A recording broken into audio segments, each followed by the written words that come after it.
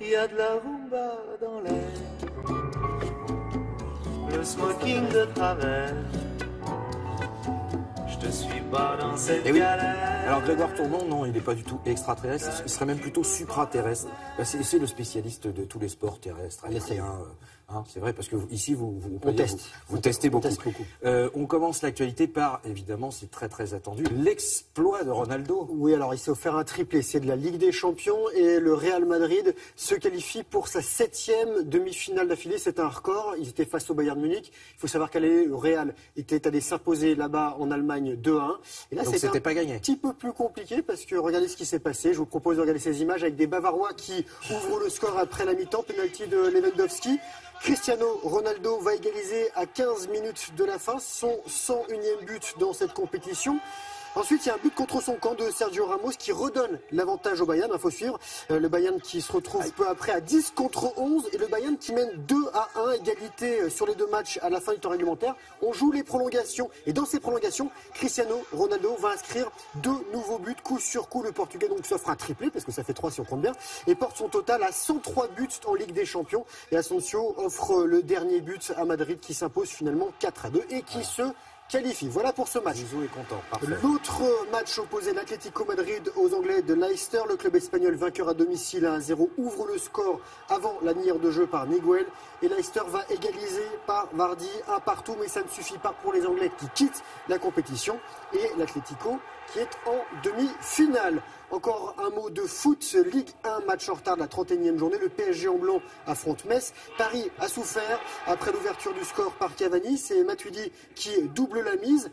Mais Metz va revenir au score de partout. Et à la toute dernière seconde, Matuidi, encore lui, marque son 2e but de la soirée, but de la victoire pour Paris qui est 2e de Ligue 1 à égalité de points avec Monaco. Nice complète le podium. Voilà pour le football. Oui, alors là, ça s'est joué vraiment à la dernière seconde. À toute petite pointe. Il y en a quelques-uns ici, là, qu'on connaît, qui ont tremblé. Qui a eu chaud. Bon, on va pas donner les noms, mais enfin, bon, voilà, ça a tremblé un petit peu sévèrement. On les voit souvent. Exactement. Le tennis avec une véritable déception. Là, qu'est-ce qui se passe?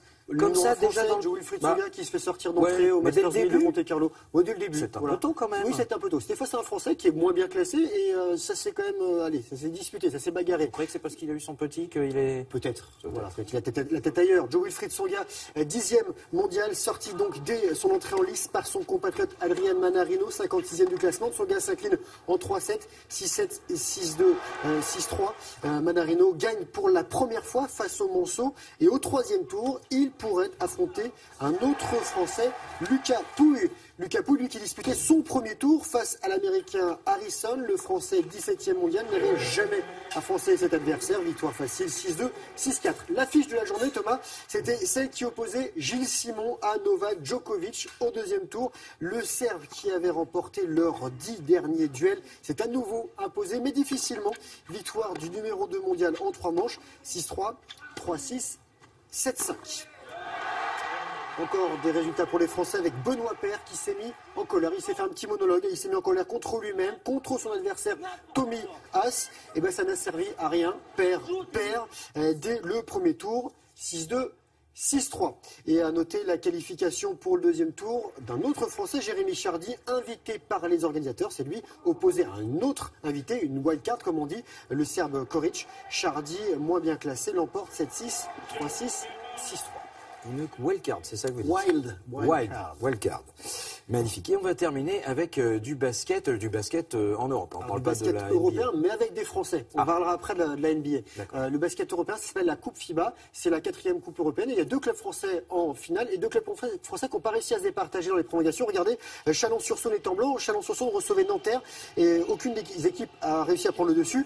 Là, on est à moins d'1 minute de la fin et c'est Chris Warren qui offre un beau tir à 3 points pour Nanterre. Les Franciliens qui passent devant, mais à la dernière seconde, Clark permet à Chalon d'égaliser, 58 partout. Le panier qu'on vient de voir est bien rentré. Match retour mardi prochain sur le parquet de Nanterre.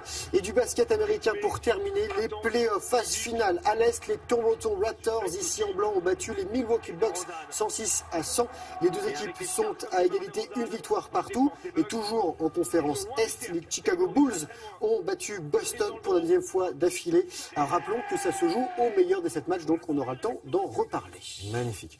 Père, on voit que attention, ça travaille, ça se lève tôt, mais ça bosse. Elle n'était pas facile, celle-là. Ça travaille. Merci beaucoup.